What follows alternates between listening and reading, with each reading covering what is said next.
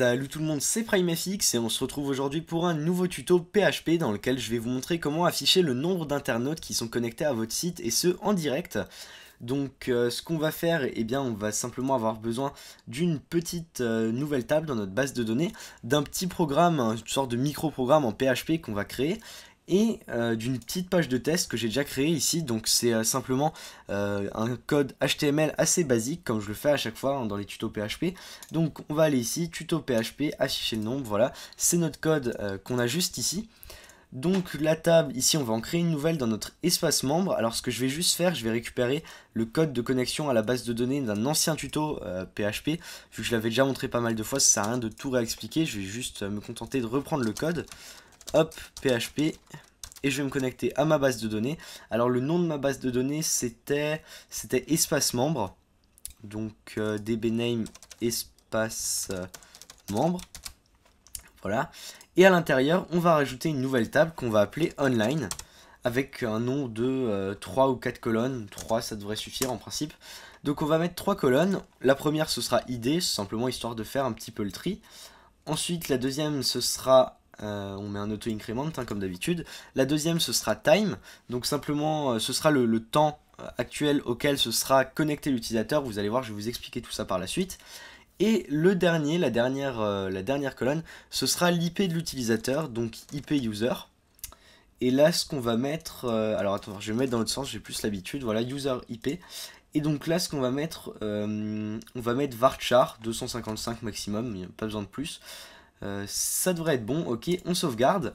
Et donc là, on a notre nouvelle table online. Ce qu'on va faire maintenant, on va créer quelques variables, on va faire tout ça dans l'ordre. La première variable qu'on va créer, ce sera le temps d'une session. Donc rien à voir avec une session quand vous faites des variables de session et tout ça, ce sera le temps considéré, qu'on considérera l'utilisateur comme actif sur le site. Donc par exemple, on va mettre ici 15 secondes. Ensuite, donc ce sera toujours en secondes. Ensuite, ce qu'on va faire, on va créer une autre variable qui sera le temps actuel, donc on va l'appeler temps actuel. Donc pour ça on va faire la fonction date de U, donc U majuscule, c'est très important. Je vais vous faire un petit écho de cette fonction, vous allez voir à quoi ça ressemble. Donc temps actuel, ok, écho temps actuel, on actualise la page et ça nous affiche ce nombre. Alors à quoi correspond-il? Ça correspond simplement, je vais vous montrer ça dans la documentation PHP, donc on va taper ici doc PHP, manuel, voilà, ici search date. Et donc là, n'hésitez pas surtout à vous servir le plus, enfin pas le plus possible, mais à vous servir de temps en temps quand vous avez le moindre doute de la documentation PHP qui est ultra complète, qui est juste très bien faite avec pas mal d'exemples. Donc vous avez la fonction date, et ici vous allez avoir le caractère pour le paramètre format, et nous celui dont on va se servir, vous voyez bien que c'est pas petit u qui correspond à des microsecondes, mais le grand U qui correspond au nombre de secondes depuis l'époque Unix, donc c'est-à-dire depuis le 1er janvier 1970 à minuit 00 et 0 secondes. Donc depuis cette date, voilà, c'est le nombre de secondes qui sont écoulées depuis cette date. On actualise à chaque fois toutes les secondes, ça actualise en même temps, c'est nickel. Et donc on va se servir de ça pour voir si nos utilisateurs sont actifs sur notre site ou pas. Donc le premier truc qu'on va faire, eh bien on va créer, on va encore créer une autre variable qui sera donc l'IP de l'utilisateur. Donc on va appeler cette variable IP user égale, et là pour détecter l'IP de quelqu'un, on va simplement faire alors c'est serveur, donc c'est la variable serveur, pas serveur, serveur, voilà comme ceci, tout en majuscule, remote-du-bas addr qui va permettre d'afficher l'IP de l'utilisateur. Donc si je fais un écho de ça, de IP user, vous allez voir que chez moi ça va me mettre 127.0.0.1, voilà ici, on a donc l'IP qui apparaît, et là on va commencer notre micro-programme. Alors pour ça on va avoir besoin de pas mal de requêtes en fait, ça va simplement être un enchaînement de requêtes. Donc déjà la première chose, on va vérifier si notre utilisateur, cette IP est déjà enregistrée dans un champ ici. Donc on va faire une petite requête, rec, on va appeler ça rec IP exist égale, et là on va faire bdd select all from online where. Et là c'est where IP, alors on a appelé ça user IP égale point d'interrogation, et là en paramètre on va simplement faire passer l'IP de l'utilisateur en cours, donc array, et à l'intérieur IP user. comme ceci.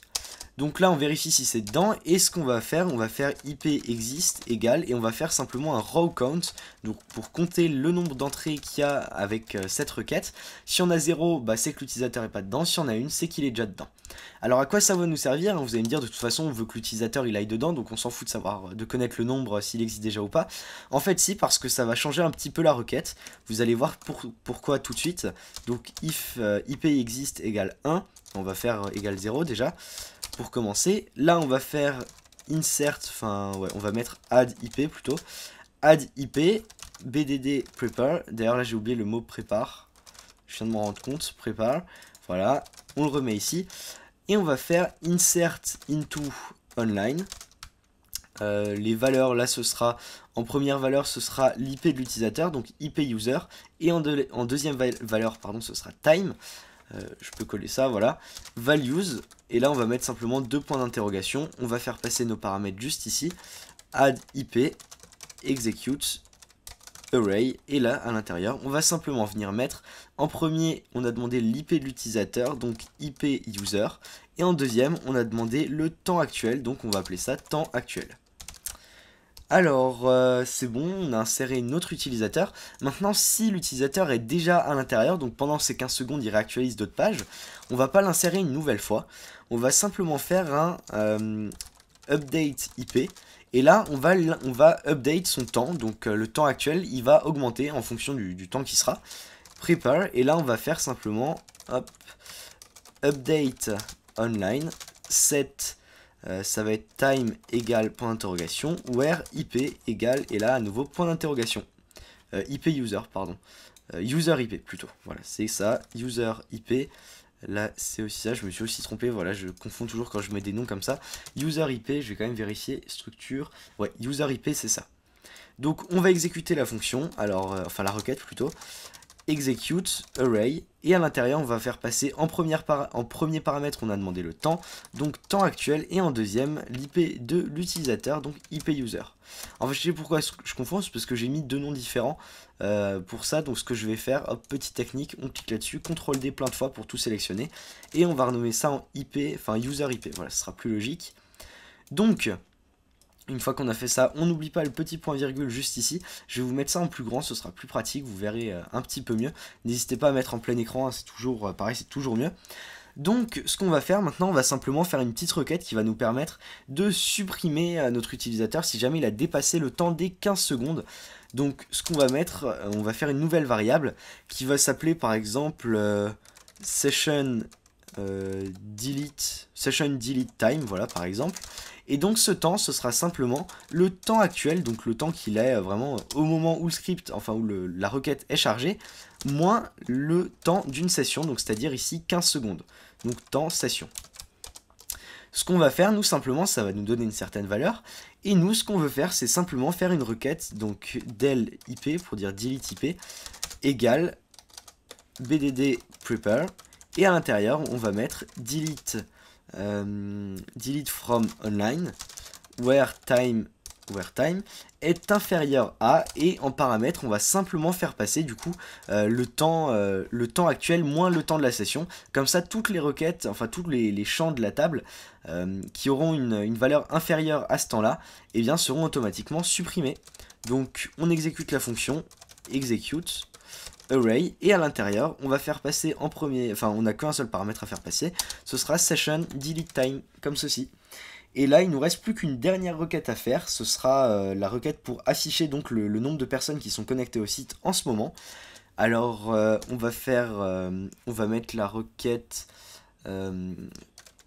show nbr show user number, voilà, show user number égale bdd prepare, à nouveau select all from online, même pas besoin de paramètres ni rien, enfin de conditions, de where ou quoi que ce soit, show user number, donc ce qu'on va simplement faire, du coup là c'est pas prepare, en fait c'est query simplement. Et donc ce qu'on va faire, voilà je disais, on va faire une variable user number nbr égale, et cette variable correspondra au row count de la précédente simplement, row count comme ceci. On n'a plus qu'à faire un echo de user number, Et là, vous avez le nombre de personnes qui se connectent, enfin qui sont actuellement sur votre site.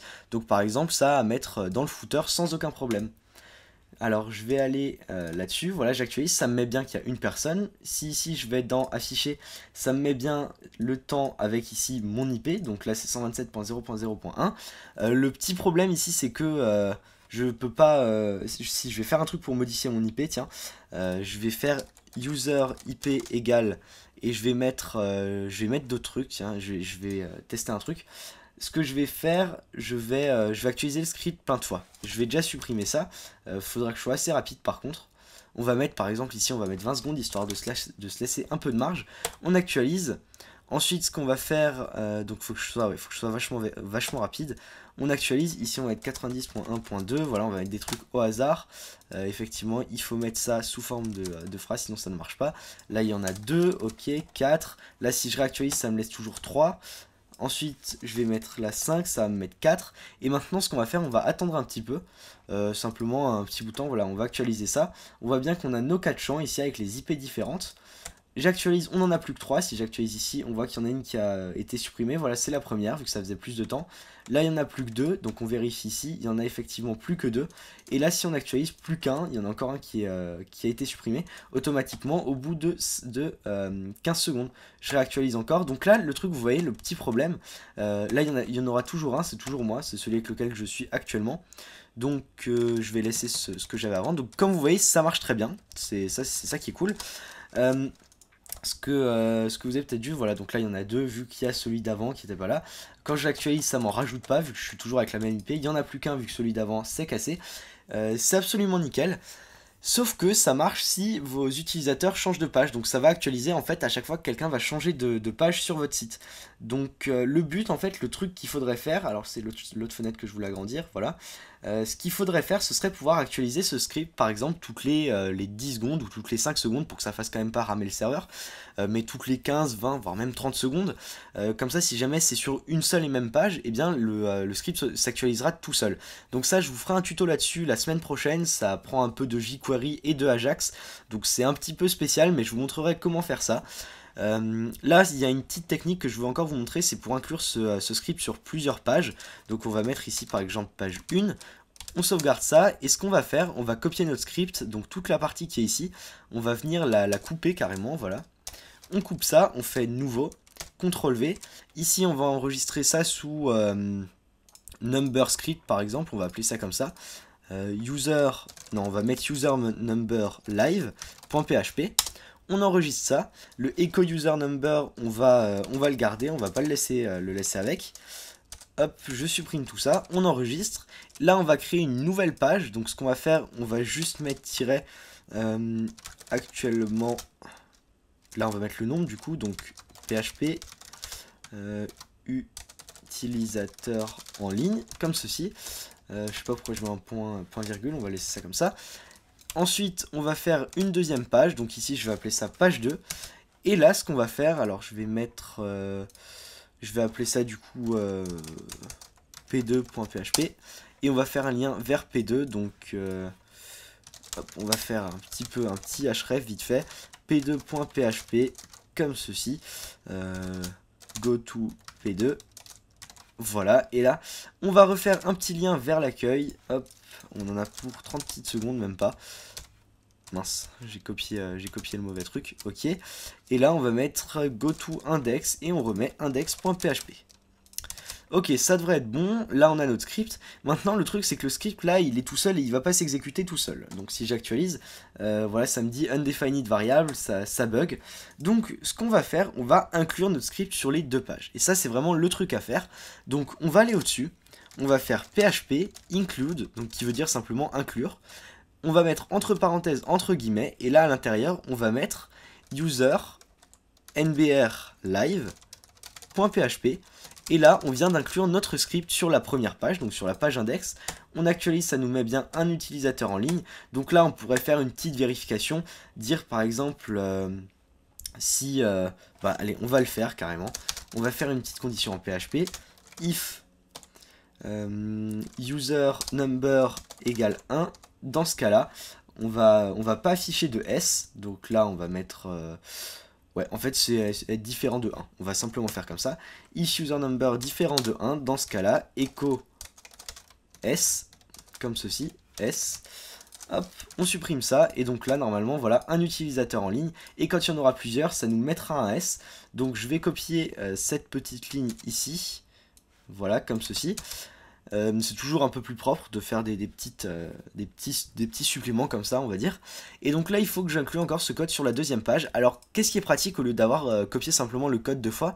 C'est que si vous modifiez quelque chose dans le code ici, ça le modifiera automatiquement sur les deux pages. Donc si j'inclus aussi ça ici, vous pouvez faire pareil avec du HTML. Donc vous pouvez pas inclure un point HTML, c'est que avec les points PHP. Mais ce que vous pouvez faire, c'est mettre du HTML comme on le fait toujours. Là, on a mis du HTML dans du PHP. On peut très bien mettre du HTML pardon, ou du JavaScript ou ce qu'on veut dans une page et l'inclure ensuite. Comme ça fait que si on modifie sur une des pages, si on modifie notre code HTML, par exemple pour le menu, c'est beaucoup utilisé, c'est utilisé sur quasiment tous les sites internet. Le menu d'un site, il est toujours en include, donc qui est juste ici, et il va être inclus sur toutes les pages. Donc quand on modifie une fois le menu, ça le modifie partout, et ça c'est hyper pratique. Il y a bien sûr d'autres fonctions, il y a include once, il y a aussi require, donc pour vraiment dire que le fichier est obligatoire, que si on l'a pas, on continue pas le traitement de la page. Mais je vous ferai aussi un tuto là-dessus, je pense, parce que c'est toujours très intéressant de connaître ces petites astuces en plus. C'est vrai que ça, j'en avais même pas encore parlé. Bref, on va pas s'étendre là-dessus. On va regarder notre nom d'utilisateur. Donc là, un utilisateur, on actualise, on change de page, ça nous met toujours un utilisateur. Là, ce qu'on va faire, on va venir ajouter un faux utilisateur. Donc serveur ici, là, on va mettre 120 simplement. Là, ça nous met deux utilisateurs avec un S. On change de passe, ça nous met bien deux utilisateurs.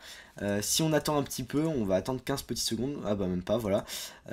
Plus qu'un utilisateur en ligne, à nouveau. Parce qu'on a déjà dépassé le temps d'attente. Là, je vais encore actualiser. Hop, user IP pardon, 112. Hop, j'actualise. Deux utilisateurs. Là, ça a déjà fait un petit bout de temps, le temps que j'actualise et tout ça. On va changer de page. Donc là, faut avoir l'impression, hein, disons, on simule le fait que l'utilisateur navigue sur notre site. Donc à chaque fois qu'il va sur notre page, ça recharge le script. Et là, on voit bien, voilà, qu'il y a donc plusieurs utilisateurs. Si je mets ici, je vais essayer de me dépêcher un petit peu. Je vais mettre plein de chiffres. Go to index, hop. Et il faut que je fasse CTRL S, hop. J'en supprime un, hop, j'en supprime un. J'en supprime à nouveau un. Si j'actualise et que je reste avec le même, vous voyez que ça reste toujours à 5. Hein, c'est à ça que sert la petite requête qu'on a fait ici pour voir si ça existait ou pas. Du coup, ça update le temps simplement de la personne. Et donc là, si je continue, ben, on attend, il y en a de moins en moins. Et on a bien les IP qui se rajoutent à chaque fois tout à fait correctement. Donc je peux encore actualiser ou faire go to index, pardon. Simplement, et notre script marche très bien. Donc la prochaine étape, comme je disais avant, ce sera simplement d'actualiser tous les certains nombres de secondes, mais je vais pas vous le montrer là-dessus parce que je veux faire un cas général pour tous les scripts qu'on veut. Je vais vous faire un tuto la semaine prochaine, je pense, qui vous permettra d'actualiser n'importe lequel de vos scripts PHP toutes les X secondes, donc toutes les 10 secondes, 20 secondes, 30 secondes. Ça pourra vous servir pour les chats, ça pourra vous servir pour le script qu'on a vu ici, ça pourra vous servir pour faire un petit système de notification. Bref, ça vous servira pour énormément de choses, donc je vais faire un tuto dédié à ça la semaine prochaine, même si je n'ai pas appris le JavaScript, le jQuery et tout ça. À force de bosser là-dessus, j'ai trouvé plein de petits trucs et je saurais vous expliquer ça, enfin je pense que je saurais vous expliquer ça. Je tenais également à dire que j'ai fait ce tuto sur demande, donc c'est-à-dire c'est un abonné qui m'a demandé si c'était possible de lui expliquer comment faire un compteur de personnes qui sont sur son site. Je lui ai dit que ce serait trop long à expliquer comme ça directement, donc je vais préférer faire un tuto. Donc si vous avez aussi des idées, n'hésitez pas à me les proposer. J'oublie encore un truc, si vous voulez des pistes, voilà, je peux vous donner des pistes pour continuer, pour enchérir un petit peu. Là on a fait pour un site sur lequel il n'y a pas d'espace membre, ou du moins pour afficher tous les utilisateurs même s'ils n'ont pas de compte. On pourrait aussi faire un test pour dire par exemple si la personne a un compte, dans ce cas là on va insérer non pas son IP mais son pseudo, et c'est son pseudo qui sera affiché, donc on va afficher une liste de tous les pseudos. Donc simplement c'est exactement le même principe, ici on va à la place on va juste insérer le pseudo de session qui est utilisé, et là on va faire, au lieu de faire un raw count, on peut faire un raw count, mais on peut aussi faire un fetch, un while, donc une boucle while avec un fetch, histoire d'aller chercher tous les pseudos un par un et les afficher à la suite. Donc les pseudos de tous les utilisateurs connectés, comme par exemple sur le chat de mon site. Je vais vous montrer ça, primefx.com, pour ceux qui y vont. Si je vais ici sur primefx, bah attends, alors, je peux vous montrer sans me connecter. chat.php, on a une petite fenêtre de côté et quand il y a du monde sur le chat, vous avez ici en ligne, là c'est un raw count et ensuite vous avez un fetch avec les personnes qui sont connectées, simplement. Voilà, donc j'espère que ce tuto vous aura plu. Si c'est le cas, n'hésitez pas à mettre un petit pouce bleu, à partager si vous avez des potes qui s'intéressent à la programmation, au PHP, au développement web et tout ça. N'hésitez pas non plus à me suivre sur les réseaux sociaux, à faire un tour sur mon site internet, à vous abonner aussi, ce serait super cool. Je vous mets tous les liens dans l'outro et dans la description et sur ce, je vous dis à très bientôt pour de prochaines vidéos.